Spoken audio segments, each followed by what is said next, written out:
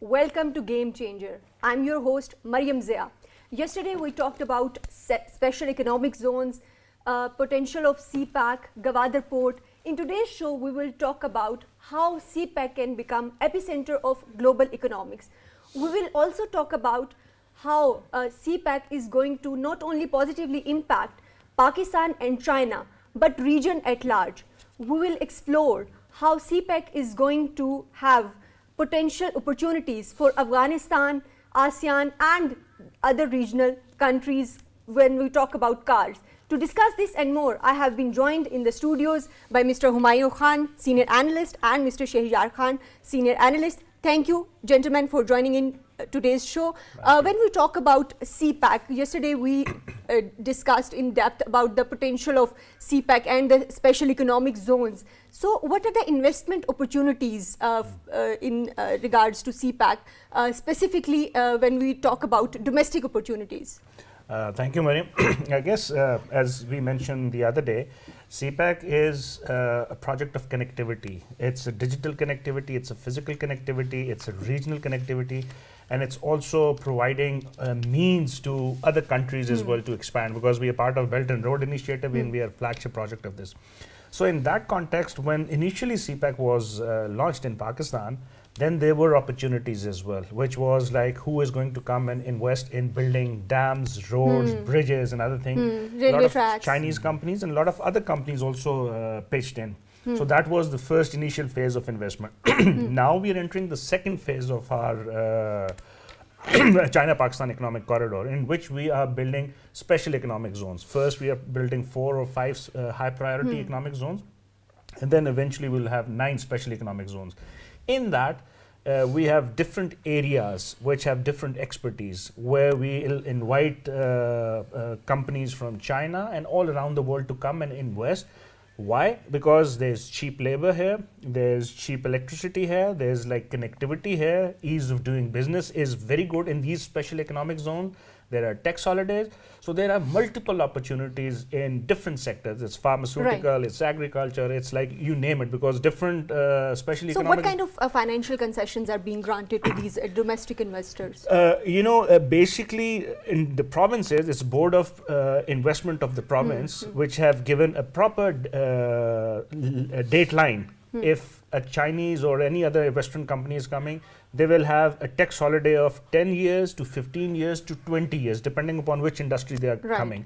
So overall, I think it's minimum 10-year holiday and maximum it's 40 years holiday in different special economic zones. Right, and Mr. Shaharyar mentioned about these tax concessions in our previous program. So what about the regional players? How they are, interested in these investment opportunities with regards to CPAC projects? So Mariam, first of all, thank you for having me. So I would like to start by saying that CPAC is basically an economic framework. So this economic framework basically harnesses Pakistan's geostrategic location and it converts this location into a project of regional and economic integration and connectivity. So what we have to basically see is that the CPAC basically brings together 3 main regions. It's South Asia, it's the Middle East and the Central Asia. Right. So when it comes to regional trade and connectivity, so the main thing the CPAC is doing is also connecting Afghanistan and Central Asian states, and it gives them access through Pakistan to the Indian Ocean. So we have to note that the Central Asian states, they're all landlocked countries, and mainstay of their exports and imports is with Russia. So this is an opportunity for them to diversify their trade as well. Right. We will talk later in the program in depth about the Afghanistan and the Central Asian states that are landlocked. But Mr. Hamayoun, I want to ask you about the international players and the international investments that CPAC can bring in. I think in that regard, there are a couple already in Pakistan. For example, there's a Saudi investment. There's UAE investment. They are going to be part of Gwadar special oil city, which a couple of years ago Saudi Arabia announced. Then also there are like some companies from Europe. There are like companies from Japan. There are companies from, for example, these vehicle manufacturing companies, they will also be part of special economic zone. And what industries and what sectors are these companies There's majorly investing in? I think there's going to be a host of different industries. There's pharmaceutical, telecommunication, agriculture, ceramics, medicine, telemedicine, you name it. Because there's like going to be, I think, if not less than like a couple of hundred different industries are going to come into Pakistan, and these different special economic zones will have different areas. So in that regard, and we also need to understand this thing that this is basically almost post-COVID area, although COVID is still not over, but because of this 2 to 3 years of COVID, there was a supply chain disruption. And China-Pakistan economic corridor. And there were a lot of rumors as well, if I might add, that Pakistan is, backtracking on the progress on CPAC. So that was basically because of the COVID? I think there was, because of the COVID, COVID was one of the reason. And then there was like, because, Pakistan is like a multi-ethnic country. We have different governments in different areas. And in terms of coordination with provinces, there was a lack of coordination in the previous government. But now that issue has been resolved. The 10 JCC, we are back on track. We are back on track, and we are basically on fast track now. Our Minister for Planning and Development, Mr. Hassan Iqbal, the other day mentioned this thing that, whatever perception of slowness which was in the previous government has been completely ridden off. And now we are not only on track, but we are fast track. And what I was earlier mentioning, because of COVID time, this supply chain disruption happened. Now Pakistan and China shares such an excellent history and relationship, higher than mountain and deeper than ocean relationship. I think this supply chain will help China-Pakistan economic corridor as well. And those companies from other countries, if they invest in Pakistan, they will get expertise, raw materials, certain things from China within Pakistan, and from here we will do the manufacturing and send it around the world. So this is like a very good opportunities for other countries to come and invest in Pakistan. So Mr. Hamayoun is mentioning that this is a very good opportunity for other countries to invest in. But how can we raise stakes for other countries to actually come and invest in CPAC projects? So Mariam, I would also like to mention, when it comes to international investments in Pakistan right now, we also have to keep in mind the massive investments by international firms that are planned or are being implemented in Balochistan even right now. The example of Recodec mines is like in front of us. Barrick Gold, a Canadian firm, has already started working on it.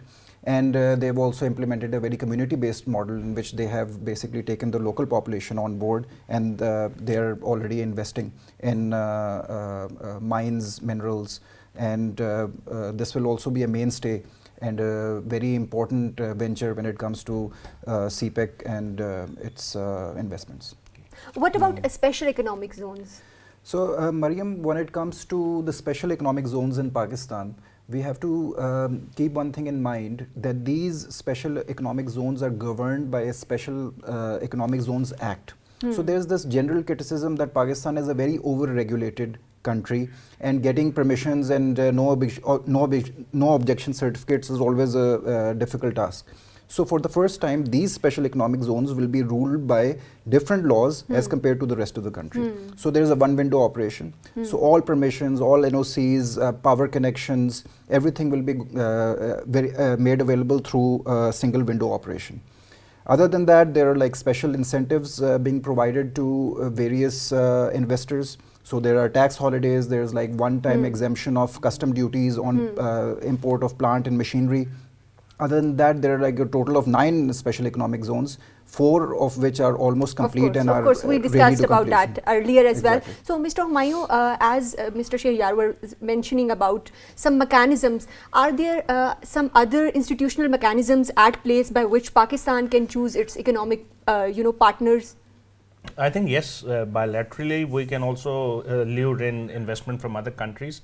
But China-Pakistan Economic Corridor is, or China-Pakistan Economic Corridor mechanism is basically governed by 2 main institutions. One is JCC and other is JWG. So JWG is joint working groups, which are now 7, 8, 9 or 10 of them. Different line ministries discuss these projects, and from there it goes up to joint working group, which is between Ministry of Planning in Pakistan and the National Development Reform Commission. There they take the principal decision that this is how it should be done.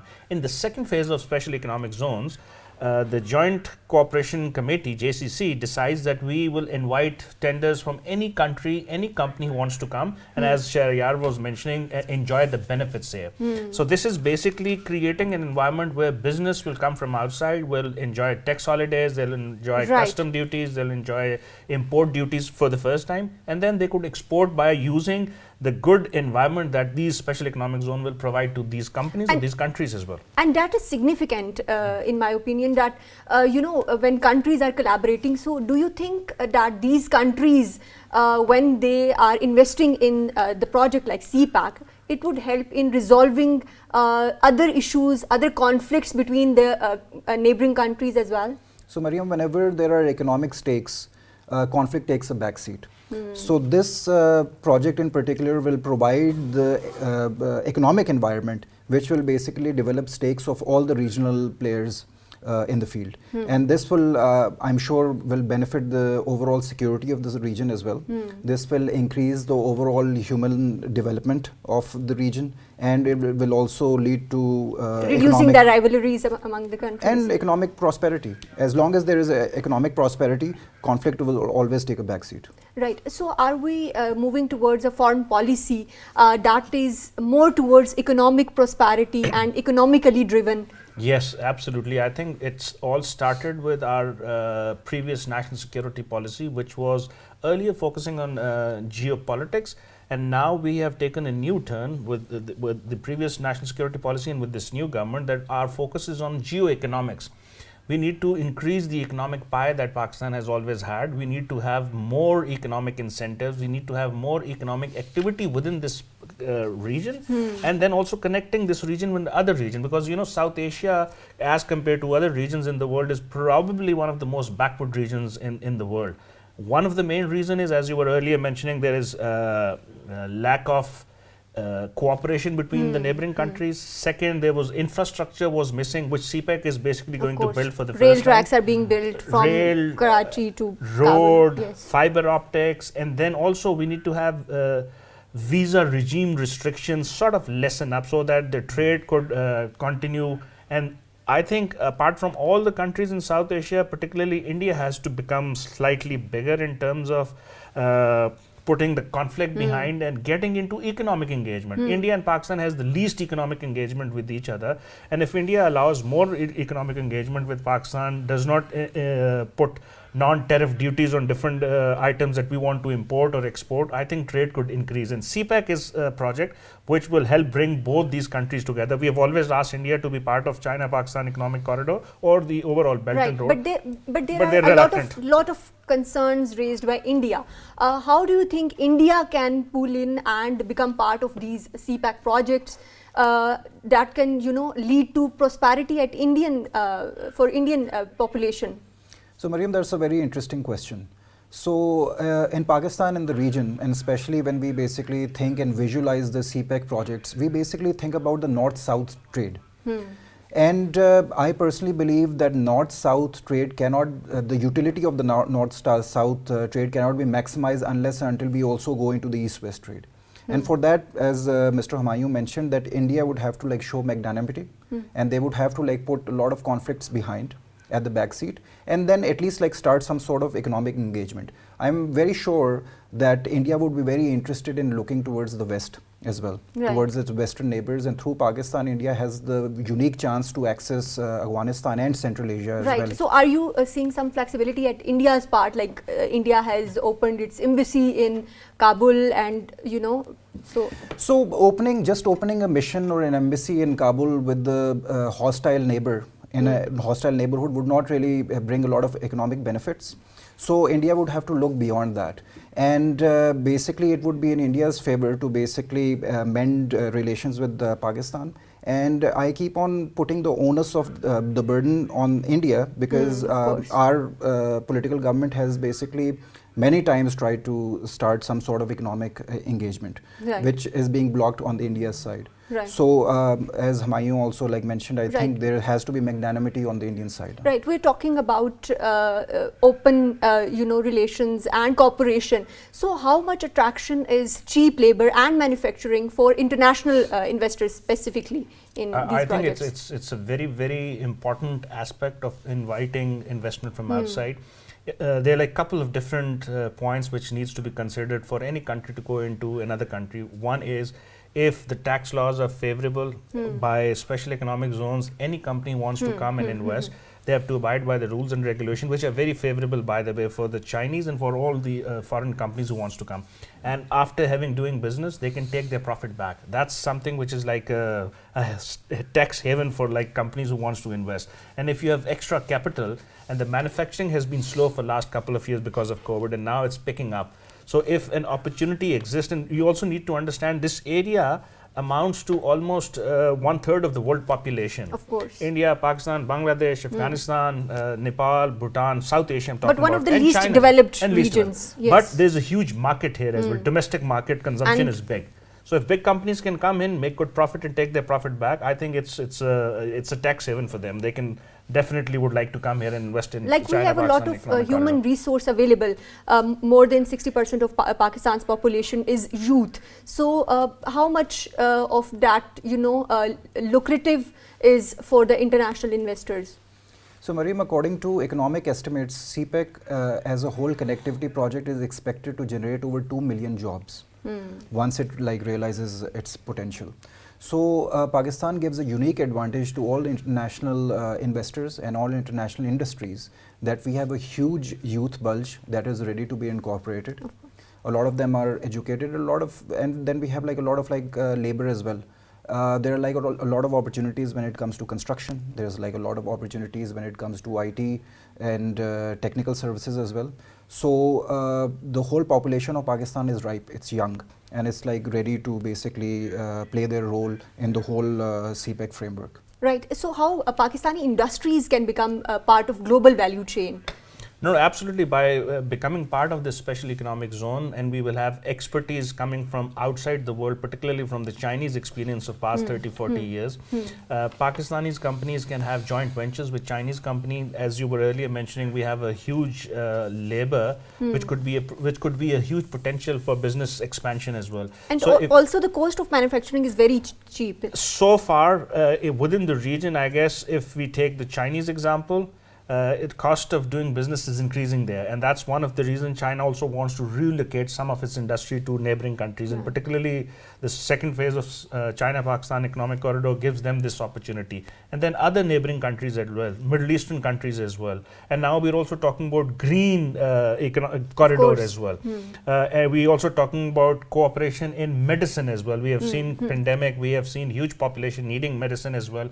So I guess special economic zones in different area will help not only international companies but also Pakistani companies to gain expertise and experience from them and then develop on that for future for their own economic growth. Right, but there are a lot of reservations and misgivings on CPAC. What about those? So how to address those? So basically, there's some criticism that comes from our Western partners when it comes to CPAC and the loan obligations that Pakistan has undertaken under various projects. And I personally feel that those objections are misplaced. Whenever it comes to any financial situation that requires the attention of our main partner China, China has always been very open-minded, I would say, and very flexible and forward-looking as well. So most of our loans have always been reallocated or pushed forward the payment structures. Other than that, there are some regional issues, especially from our neighbors on the east. So they have some geographical constraints and dynamics that they basically keep mentioning about the fact that CPAC we will passes talk through. more about regional connectivity and how this is going to impact the region, specifically Pakistan's bordering countries like Afghanistan, Iran, and cards at large. But we have to take a short break here. Stay tuned.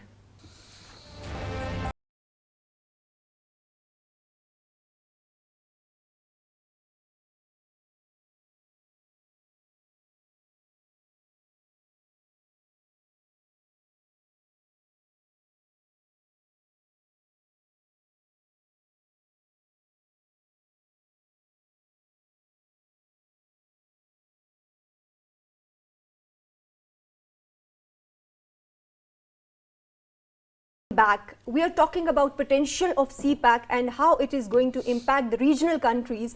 And like we were talking earlier, Shaharyar, about landlocked countries like Afghanistan, Uzbekistan. So what are concerns raised by Afghanistan, and how can Afghanistan become part of CPAC? So Mariam, when it comes to CPAC and Afghanistan, various officials have already discussed to extend the CPAC road and railway network to Afghanistan and make Afghanistan one of the stakeholders in the development process. Other than that, there is also discussions on a trans-Afghan railway network that is being originated in Uzbekistan. So this because Uzbekistan is also landlocked country. It's a landlocked, very important member of the Central Asian Republics. Right. And this railway is supposed to originate from Termez in Uzbekistan, and it goes through Mazar Sharif to Kabul, and it ends in Peshawar. So this whole railway network is around 570 kilometers, and it is supposed to connect Pakistan, Afghanistan, and Uzbekistan. Right. So how can we, maximize these regional connectivity, especially with Central Asian republics? I think there are a couple of ways. First, we need to emphasize more on expanding China-Pakistan economic corridor to our neighboring countries, which is Afghanistan. We are also thinking of expanding our relationship with Iran. There's the linkages of Gwadar and Chabahar port, which is being discussed, road and rail link. Then there's also South Asia, Central Asia connectivity projects for a very long time. This is also not only in the interest of Pakistan and China, this is also in the interest of West as well, because there are a couple of big projects, for example, TAPI, IPI gas pipeline, CASA 1000. These are the projects which American government also wanted.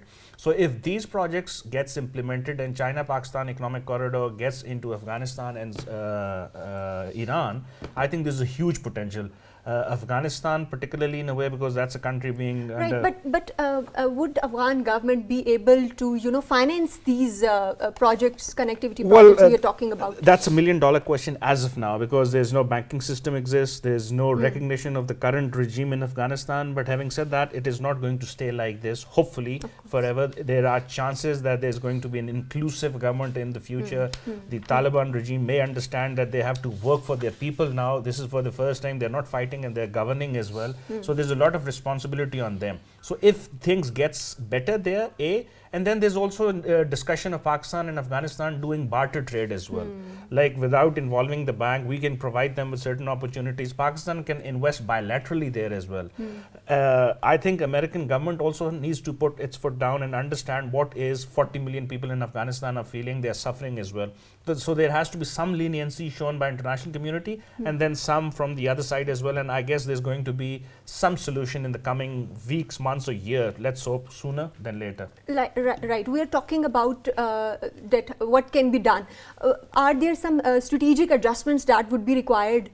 So, Mariam, especially I would like to elaborate further on the Trans-Afghan railway project that is being discussed.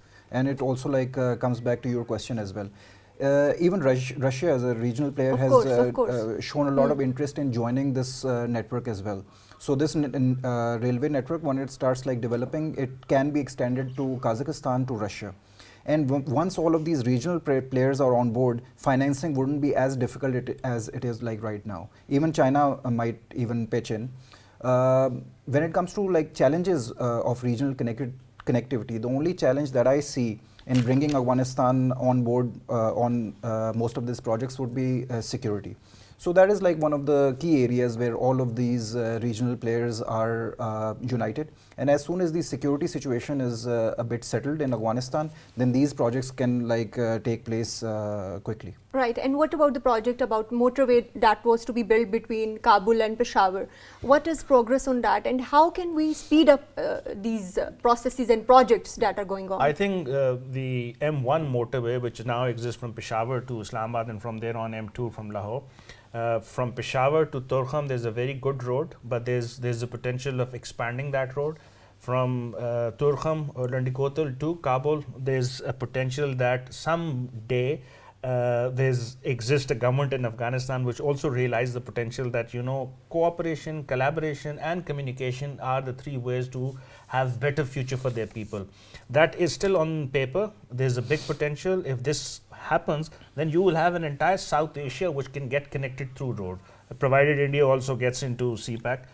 Or Belt and Road Initiative. So I guess there is potential. China-Pakistan economic corridors implementation will show to the rest of the world that with economic collaboration, with economic cooperation, you can bring a lot of dividend for your own people and for the region as well. And I guess this is going to set a very good tone for the neighboring countries to follow us. Right. So Shaharyar, we were talking about Pakistan and Russia relations, and we know that Pakistan stream gas pipeline is in progress, and talks have been, made between Pakistan and Russia for quite some time now. How it would impact relations between Pakistan and Russia, and keeping CPAC in picture as well? So the relations, especially the economic relations between Pakistan and Russia, are on a positive trajectory now. So in 2021, Pakistan and Russia signed this agreement on the Pakistan Stream gas pipeline project. Interestingly, as we are discussing this agreement today, there's a huge delegation comprising of over 80 investors that are here from the Russian side today in Islamabad to basically discuss the implementation of this project. And this whole discussion is taking place under the Forum of Intergovernmental Cooperation, which is also called the IGC. And there will be various talks on energy, there will be talks on power, there will be also talks on LNG transport to Pakistan. And Pakistan is hoping and aiming to get a 30% discount on these prices, international oil prices and the LNG talks that will be taking place with Russia. And if that happens, that will be a very positive impact on Pakistan's economy, the balance of trade. And this will definitely take Pakistan-Russia relationships. Right, and it would resolve a lot of energy, issues that we have at home. But let's come towards the international impact of CPAC. When we talk about ASEAN, we know that it is one of the 5th growing economy in the world today. So CPAC has provided Pakistan with opportunity to attract a number of, members of ASEAN. What are the areas in which these countries can collaborate and cooperate with Pakistan? I think it's a huge area. ASEAN, which comprises of 10 different nations, it's a growing economy. It has economies which are at the higher end of the echelon, and then there are economies which were like Myanmar, which are like pretty low. There's Singapore with like 58,000 plus of GDP per capita income, and then there are with lesser. They have different expertise in different areas. I think some of those countries they have bilateral relationship with Pakistan already, and ASEAN as a whole, Pakistan is a member of ASEAN Regional Forum, Pakistan is also an observer member of ASEAN. So I think we can use their expertise. China has also invested in these countries for a long time. China and ASEAN has this free trade agreement which was signed, and it is bringing a lot of dividend. Pakistan and China has signed the second phase of our free trade agreement. I guess learning from the ASEAN experience, luring in with the Chinese investor within Pakistan can bring a lot of dividend. There's like multiple areas. There's pharmaceutical industry which is very popular there. There's fishing industry within the regions of ASEAN. That's very important. There's petrochemical industry. There is technical. There's light engineering industry. There are many other industries which Pakistan can give them an environment where they could come and invest, and then they could reap the benefit of a good environment, economic environment. So Mr. Shaharyar, what kind of sectors and industries are there that in which international investors can come and invest, and what kind of, like Mr. Hamayoun mentioned earlier, environment could be made feasible for them to do business, ease of business? So when it comes to international investors, the framework that we are looking at again would be the special economic zones. So right now 4 of them are complete. So that would basically constitute the Rashakei special economic zone that is located in Nowshera. Then there's the Dhabeji special economic zone that is located in Thatta, Sindh, which is very close to the port in Karachi. Then there's the Allama Iqbal Industrial City, which is like based in Faisalabad. And then there's the Bostan special economic zone, which is basically in Pishin, Quetta. So all of these special economic zones come with their own competitive advantage when it comes to their geographical locations. For example, Bostan special economic zone can focus more on mines and minerals. It can also focus on production of dry fruits, and then ceramics and chromite and a lot of minerals that are readily available in Balochistan. Again, when it comes to Rashakei a lot of work is being done on making home building and construction material, automobile parts. Other than that, wholesale material, textiles. So there's a wide range of sectors that can be that are ready and ripe for investment. Right, there is a lot of potential to explore, but there are a lot of challenges as well. What are those challenges that would be faced by, potentially by international investors, and how could Pakistan and China bilaterally could address those challenges? I think it's been like 5 years that CPAC is in its progress. There were earlier teething problem. We've learned from our mistakes because the project of this magnitude, which was earlier 46 billion and then more than 60 billion and expected to be around 100 billion in coming years, there are definitely problems. Pakistan never had such a huge investment in the past. So we've learned from our experience. There's an inter-provincial discoordination, disharmony which has existed. But now with these special economic zone, boards of investment and Ministry of Planning and Commission working together, I guess most of the issues has been sorted out. If you want to come, we will provide you. At least we will try to provide a foolproof security. So I guess only security is a little bit of hindrance, and our neighboring countries. I guess if there is this harmony in which we have discussed earlier that, economic integration is going to help India as much as it is going to help Pakistan and Afghanistan. If this realization comes to our eastern neighbor, I guess there would be harmony in South Asia, and these international investors would have no issue or no problem, because we will be having one window operation or one building operation where all the NOCs will be provided. We will provide them with multiple options where they could invest here and then take their profit back. So I guess this is going to be a very lucrative deal for international businessmen. Right, it would be a very lucrative deal for international businesses and investors. We have to take a short break here, and when we come back, we will explore the potential of CPAC for regional connectivity and how this is going to impact people of the region.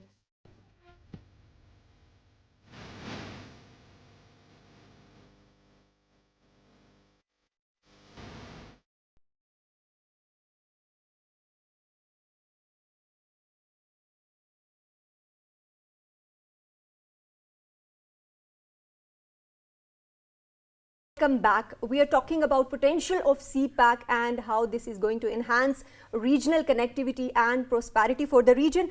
We have some interesting tweets that I would like your opinion on. The first tweet is about the long-term plan rooted in the national characteristics, resource endowments and people's livelihood needs in Pakistan.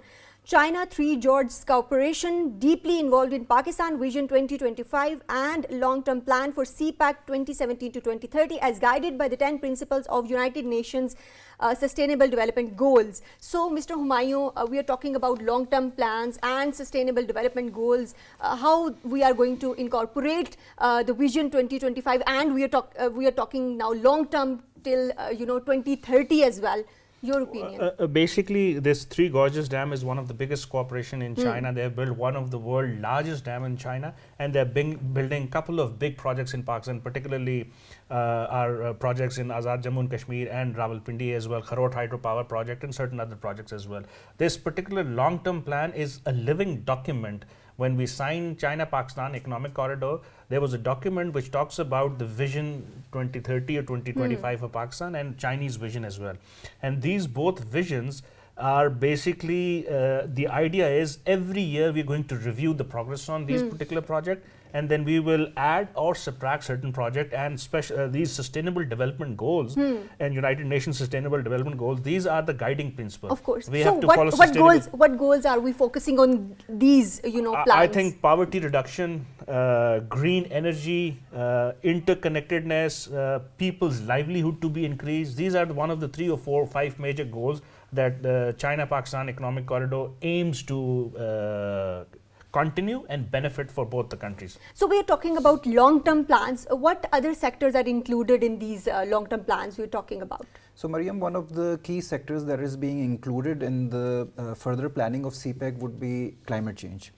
As we've seen, like Pakistan has gone through some devastating floods last year, and now climate action is also at the forefront of Pakistan's interventions when it comes to developing a more resilient Pakistan. So these areas such as climate action, climate change, water resource management, so these are some of the long-term projects that are also being included in the whole overall framework of CPAC. Other than that, like there are like a lot of business to business investments taking place. There will be a lot of like alternative energy projects that will be undertaking as well. So we are like moving toward away from more coal-fired energy projects into more renewable energy projects. So they will also be added in the long term in the CPAC framework. Right. We are talking about a lot of projects that would be added in CPAC, and we are talking about regional connectivity as well. So next tweet is about the regional connectivity, that 55% work on new Gwadar airport has been completed and test flights are to be started in 2 months. So how operationalization of this new airport is going to impact the regional connectivity? Oh, this is huge. This is one of the much awaited project in Balochistan. And this airport is going to be one of the largest airports in Pakistan. And they are saying that A380 can land here. So once this airport is fully operational, the connectivity with Central Asia, East Asia, Central Europe, Eastern Europe, so Gwadar could become an economic hub of the region. This was basically one of the long-term plans of China-Pakistan Economic Corridor to make Gwadar as an economic, trading and tourism hub of South Asia. So if this airport is functional, port is working fully, interconnectivity is there, so I guess there's no stopping us in making Gwadar the new UAE of Pakistan or Dubai of Pakistan. Right, of course we are talking about the potential of CPAC and how this is going to impact. What is your opinion on the functionality of this airport once it's operational? How this is going to impact the region, Pakistan's relations not only to the neighboring countries but to the region and beyond?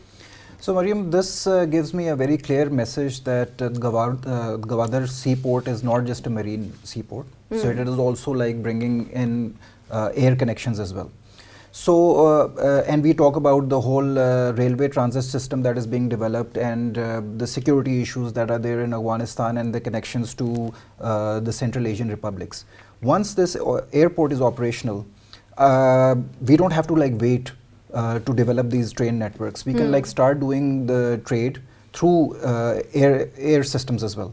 So this will definitely give a boost to the trading system that we're already developing, and we won't really have to like wait for the railway transit systems to be completed. Right, and we are discussing railway, and next tweet is about railway, that 70 China-made freight wagons to arrive in Karachi.